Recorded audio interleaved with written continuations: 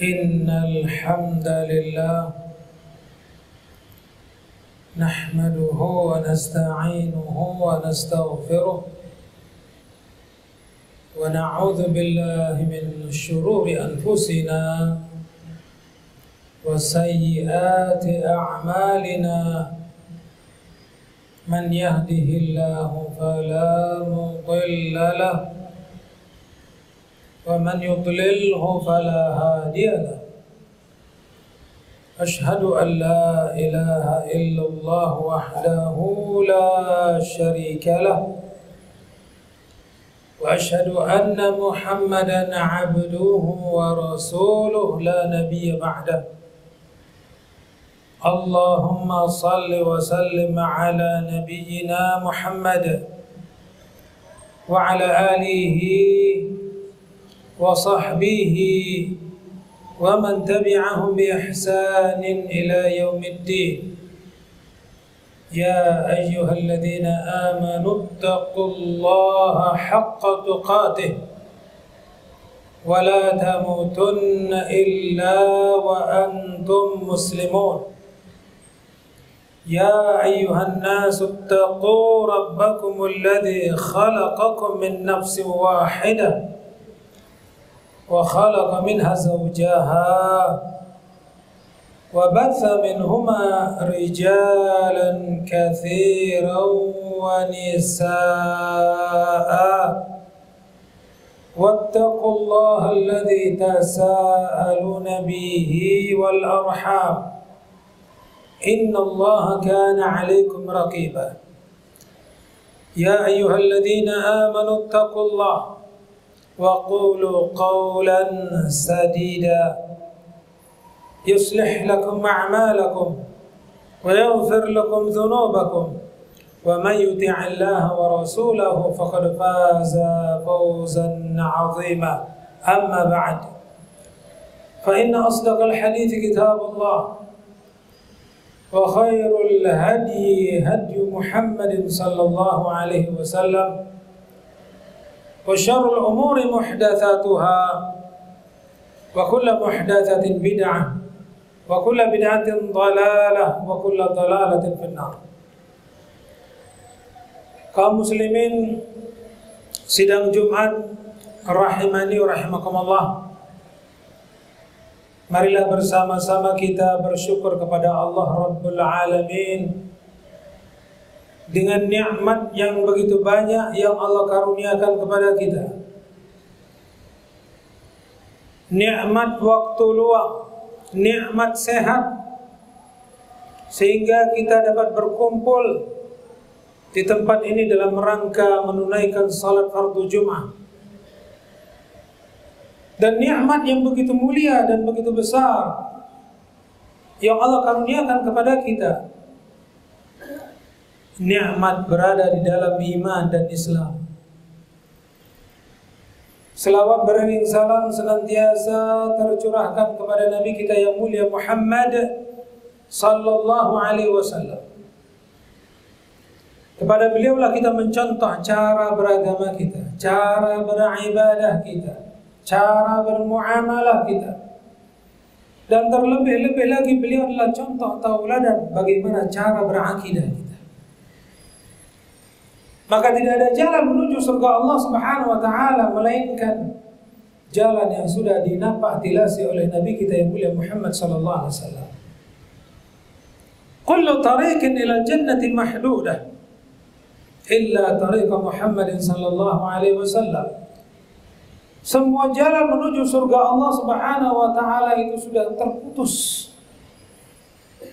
melainkan jalan yang sudah ditempuh Nabi kita yang mulia Muhammad sallallahu alaihi wasallam. Kalau ada pepatah banyak jalan menuju Roma, tapi menuju surga Allah Subhanahu wa taala tidak ada jalan lain melainkan jalan yang sudah ditempuh Nabi kita Muhammad sallallahu alaihi wasallam. Kaum muslimin sedang salat Jumat rahimani wa rahimakumullah. Dalam sebuah hadis An Sa'id Al-Khudri radhiyallahu anhu qala Rasulullah sallallahu alaihi wasallam. Dari Sa'id Al-Khudri radhiyallahu anhu Bersabda Rasulullah sallallahu alaihi wasallam, "La tattabi'unna sunana man kana qablakum shibran bi shibrin, dhira'an bi dhira'in, hatta law dakhalu hujra dhabbin la dakhaltumuh."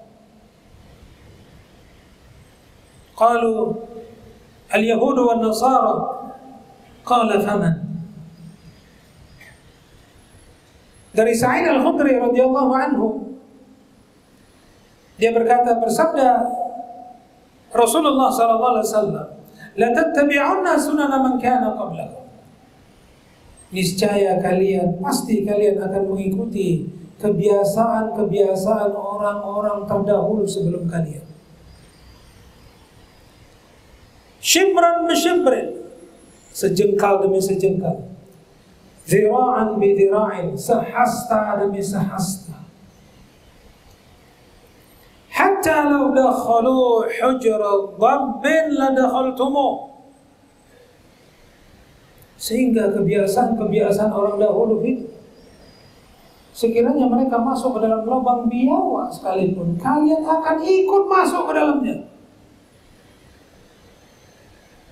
Qalu, maka mereka para sahabat bertanya, "Al-Yahud wan Nasara?" Apakah yang kau maksud wahai Rasulullah, mereka adalah Yahudi dan Nasrani? Qala faman? Maka beliau menjawab, kalau bukan mereka siapa lagi? Hadirin sidang salat Jumat rahimani wa rahimakumullah. Nabi kita yang mulia Muhammad SAW menggambarkan akan terjadi satu keadaan, yang keadaan tersebut orang yang mengaku dirinya beriman akan mengikuti kebiasaan orang-orang sebelum mereka. Wabil khusus Nabi menyebutkan keadaan orang itu yang mengikuti keadaan orang-orang sebelum mereka, sejengkal demi sejengkal, sehasta demi sehasta. Artinya sedikit, lambat laun, lambat laun. Bahkan kata Nabi SAW, "Hatta law dakhalu hujra dhabbin la dakhaltumuh." Kalau sekiranya mereka masuk ke dalam lubang biawak yang kecil, kalian pun akan ikut masuk juga, ikut perangai mereka. Hadis yang mulia dan agung ini ditegaskan oleh Nabi kita yang mulia Muhammad SAW, bahwasanya umat ini akan mengikuti keadaan mereka. Al-Yahud. Sahabat bertanya, Al-Yahud wan Nasara, apakah kau maksud itu Yahudi dan Nasrani? Qala faman? Maka Nabi menjawab, kalau bukan mereka siapa lagi? Artinya kaum muslimin sedang salat Jumat rahimani wa rahimakumullah, keadaan kita saat ini tanpa kita sadari, kita sudah mengikuti perangai-perangai orang-orang terdahulu sebelum kita. Bahkan Nabi menjelaskan mereka itu adalah Yahudi dan Nasrani. Maka di dalam surah Al-Fatihah, ayat yang selalu kita ulang-ulang, ayat yang kita baca terus-menerus. Kalau sekiranya kita ditanya di antara kita satu persatu, berapa kali engkau sudah membaca surah Al-Fatihah? Kita nggak sanggup menghitungnya, saking banyaknya. Di dalam surah Al-Fatihah, Allah Subhanahu wa Ta'ala berfirman, "Siratal ladzina an'amta 'alaihim." Berilah kami petunjuk kepada jalan orang yang sudah Engkau beri nikmat kepada mereka. Ghairil maghdubi 'alaihim waladdallin. Tapi jangan kami diikutkan selain jalan mereka yang Allah sebutkan, waladdallin. Ghairil maghdubi 'alaihim. Bukan jalan orang-orang yang Kau murkai ya Allah, dan bukan pula jalan orang-orang yang sesat. Nabi SAW langsung menafsirkan apa maksud daripada maksud golongan orang-orang yang dimurkai. Apa yang dimaksud dengan golongan orang-orang yang sesat? Nabi berkata, al-maghdubi alaihim humul yahud. Mereka orang-orang yang dimurkai, golongan yang dimurkai Allah Subhanahu wa taala. Mereka adalah golongan orang-orang Yahudi. Yang saat ini mereka membantai saudara kita di Palestina, di Gaza. Yang luar biasa. Seandainya kita mau berpikir dan kita merasa bagaimana penderitaan kaum muslimin saat ini di Gaza, di Palestina, kita tak bisa lagi mengandaikan begitu pilunya, begitu sedihnya, begitu mencekamnya. Orang-orang yang ngantri makanan pun ditembak.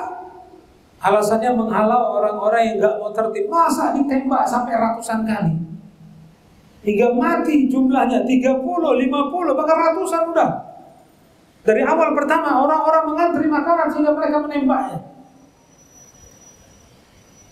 Tapi secara khusus Nabi menyebutkan kita berlindung kepada Allah Subhanahu wa taala dari buruknya perilaku orang Yahudi ini. Dikarenakan apa? Mereka orang yang dimurkai. Araful haqq wa tarakuhu. Al-Yahud humul ladina araful haqq wa tarakuhu. Orang Yahudi adalah orang-orang yang mengetahui kebenaran tapi meninggalkannya, tidak mengamalkannya. Mengetahui tentang benarnya risalah Islam, mengetahui tentang kebenaran Al-Quran, mengetahui tentang akan datangnya Nabi terakhir, akhir zaman, tapi mereka mendustakannya. Mereka adalah orang-orang yang mengetahui kebenaran tapi tidak mau mengamalkannya. Maka dari itu kaum muslimin, kita berlindung kepada Allah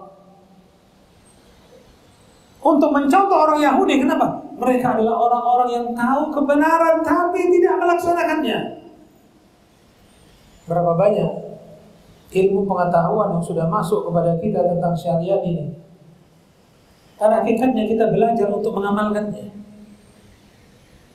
Bukan sekedar belajar sebagai khazanah, masuk kemudian memenuhi otak kita.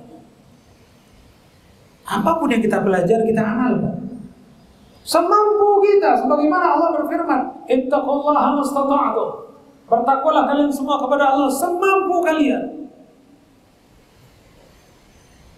Maka ciri Yahudi adalah mereka yang mengetahui kebenaran tapi meninggalkannya, tidak mengamalkan. Mereka yang disebut dengan al-maghdubi alaihim. Dan kita berlindung kepada Allah jangan termasuk orang-orang yang Allah sebutkan juga waladhdallin, orang yang sesat. Kenapa dikatakan sesat? Nabi SAW langsung menjelaskan orang sesat itu adalah orang Nasrani. Kenapa mereka dikatakan sesat? Mereka adalah orang yang semangat beribadah kepada Allah, tapi beribadah dalam rangka kebodohan, kejahilan, ketidaktahuan mereka. Dan kita pun kaum muslimin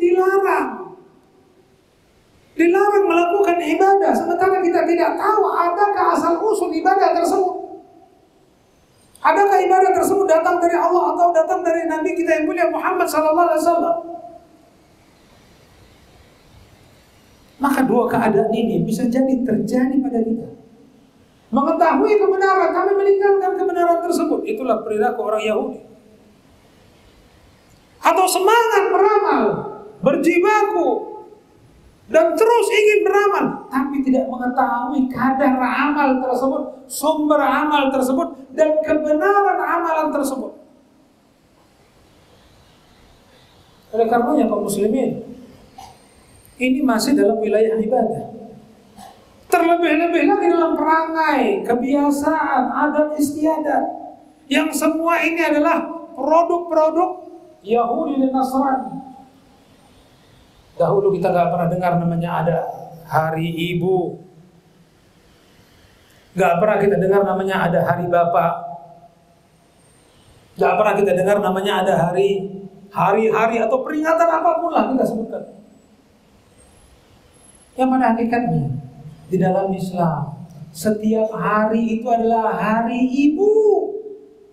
Setiap hari seorang muslim wajib taat kepada ibunya. Tidak dikenal dalam Islam hari ibu. Artinya apa? Hari itu dia berbakti kepada ibunya. Hari itu dia memberikan hadiah kepada ibunya. Hari itu dia berbelas kasih kepada ibunya. Hanya satu hari. Orang Islam menegaskan setiap hari seorang mukmin muslim wajib berbakti kepada ibunya. Tidak kenal yang namanya hari bapak. Artinya ketika itu bapaknya dimuliakan, diagungkan, bahkan ditempatkan dalam satu keadaan yang terpuji, tinggi. Dikhususkan hanya satu hari. Dalam Islam, sang bapak dimuliakan, dihormati, disantuni, dan itu diperlakukan setiap hari. Dan banyak peringatan-peringatan lainnya, yang semua ini adalah produk Yahudi dan Nasrani. Belum lagi dalam urusan yang selama ini kita lihat sebagaimana hadis Nabi. Lau dakhalu hujra dabbin la dakhaltum. Sekiranya mereka masuk ke dalam lubang biawak sekalipun, kalian pun ikut masuk. Ini satu gambaran. Lubang biawak yang kecil, dab, ya, itu adalah biawak yang ada di padang pasir. Lubangnya kecil. Ini gambaran yang disebutkan Nabi. Walau dakhulu hujra dabbin la dakhaltum. Kalau sekiranya mereka masuk ke lubang biawak, kalian pun ikut masuk. Artinya apa? Perkara yang enggak kita bayangkan mereka lakukan, kita pun ikut-ikutan. Apa itu? Orang Yahudi mempoles bahasa yang dahulu kita mengenalnya dengan riba. Mereka menyebutnya sekarang dengan bunga. Dahulu kaum muslimin bilang itu bukan bunga, riba. Pinjaman riba namanya. Bukan pinjaman bunga, pinjaman riba.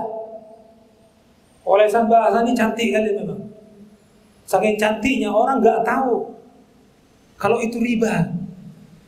Seringan-ringan dosa riba kaum muslimin. Itu bagaikan seorang yang berzina dengan ibu kandungnya. Dan ganjaran kepada orang yang berzina kepada ibu kandungnya sama dengan 70 kali berzina dengan wanita lainnya. Ini seringan-ringan dosa riba. Namun saat ini kita saksikan semua orang masuk ke dalam dunia riba. Beli sepeda motor riba, beli mobil riba, beli rumah riba, semua sudah kena riba. Mereka nggak tahu ancaman Allah. Fa'adhanu biharbin min Allah wa rasulih. Umumkan, kata Allah, umumkan perang kepada orang yang melakukan riba.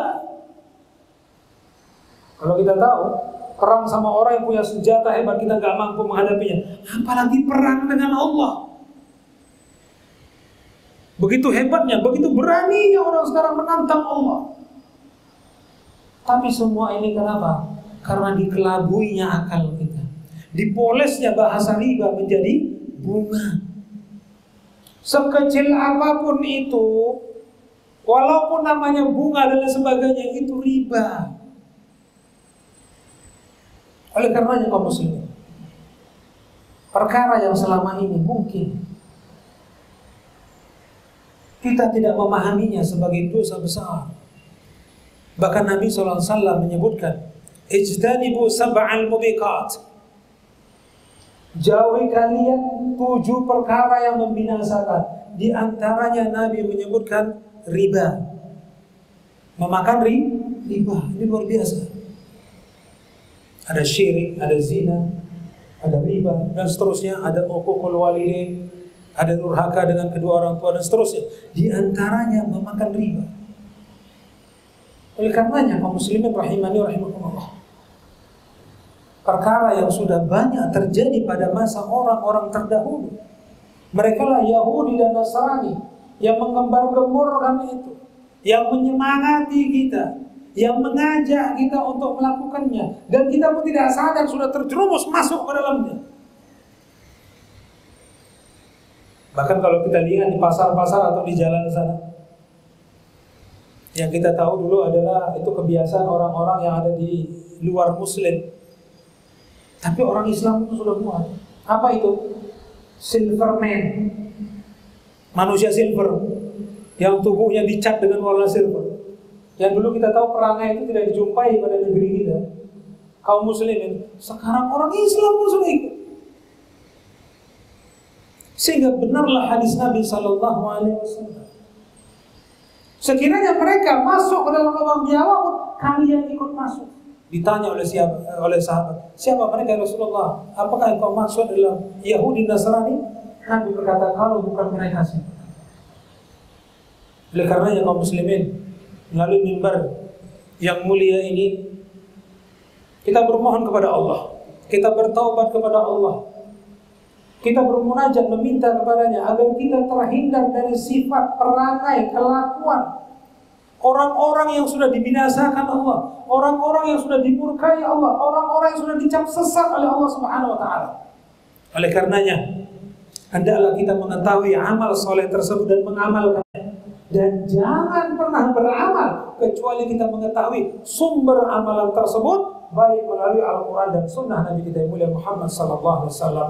Semoga Allah memudahkan semua urusan kaum muslimin. Fa'tabiru ya ulil absar la'allakum tuflihun.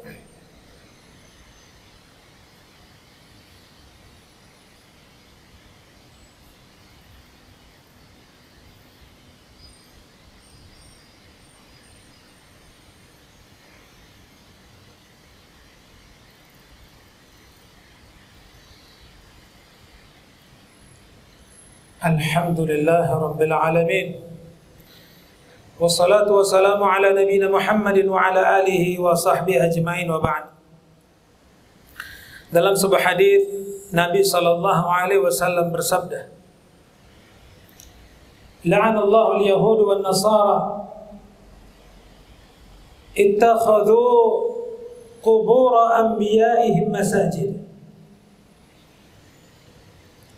Nabi bersabda, Allah melaknat Yahudi dan Nasrani yang menjadikan kuburan-kuburan nabi-nabi mereka sebagai tempat ibadah, sebagai masjid. Bahkan riwayat hadis ini,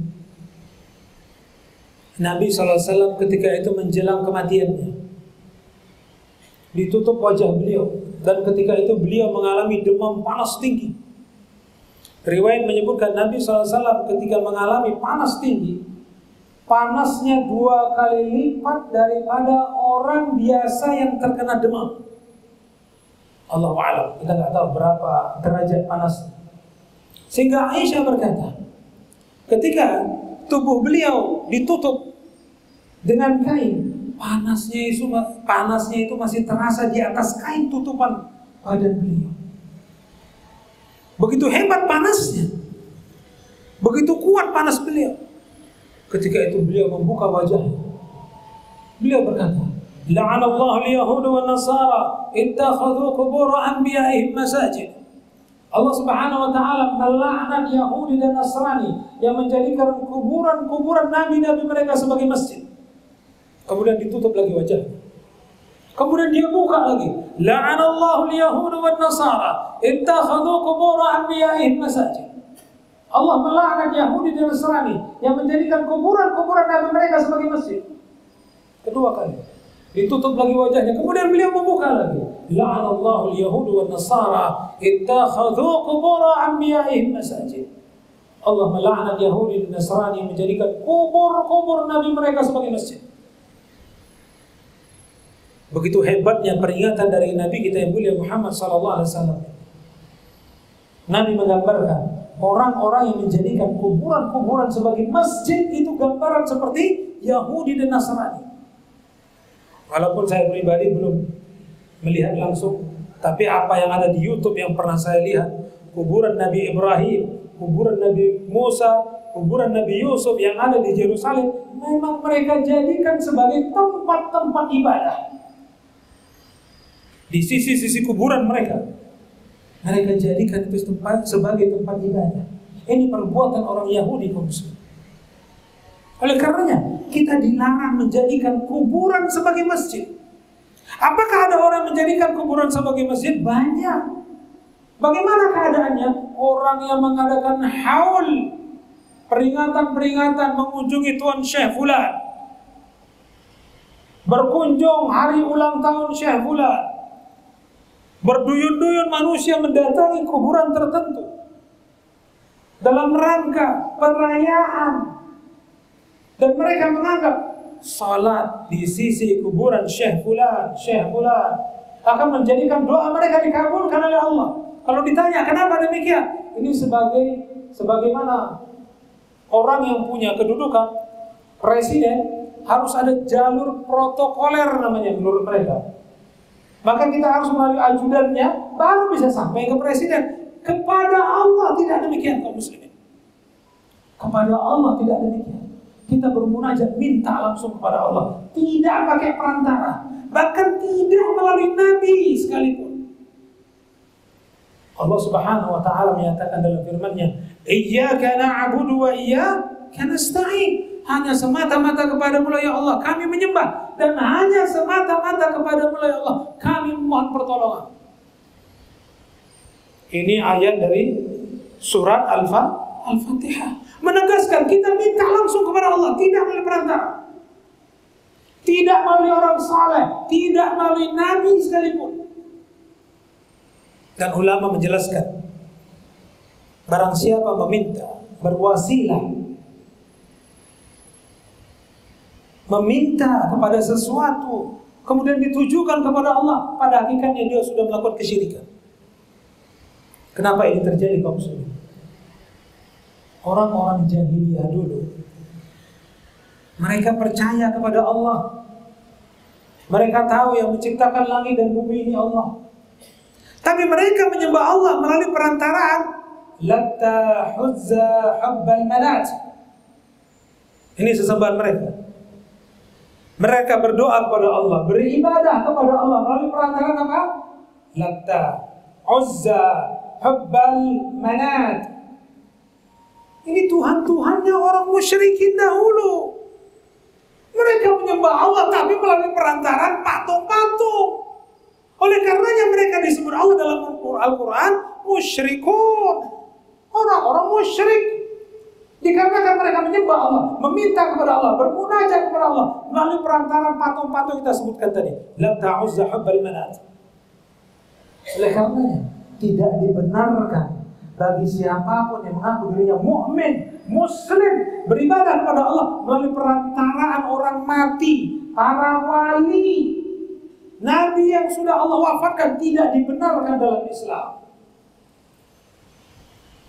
Maka kita merujuk kepada ayat yang Allah sebutkan, Iyyaka na'budu wa iyyaka nasta'in. Hanya semata-mata kepadamu ya Allah kami menyembah, dan hanya semata-mata kepadamu ya Allah kami memohon pertolongan. Semoga khutbah yang singkat ini bermanfaat untuk saya terutama dan kita semua. Dan semoga Allah meneguhkan kita dan senantiasa istiqamah mengamalkan perintahnya dan menjauhi larangan-larangannya.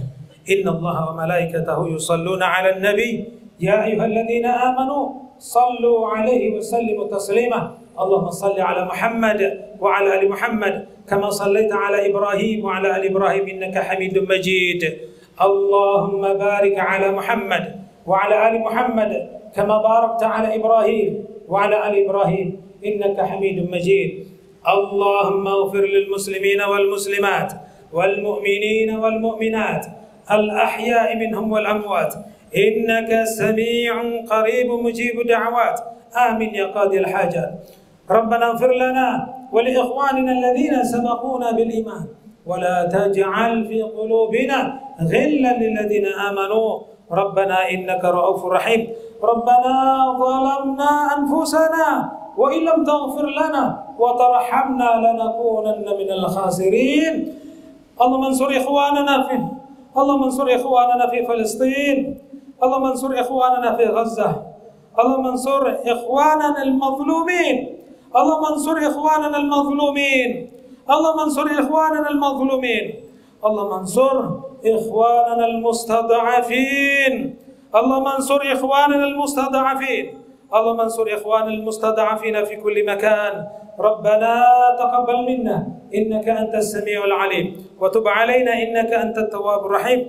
ربنا آتنا في الدنيا حسنة وفي الآخرة حسنة وقنا عذاب النار. وصلى الله على نبينا محمد وعلى آله وصحبه وسلم. وآخر دعوانا أن الحمد لله رب العالمين. أقيموا الصلاة. الله أكبر الله أكبر.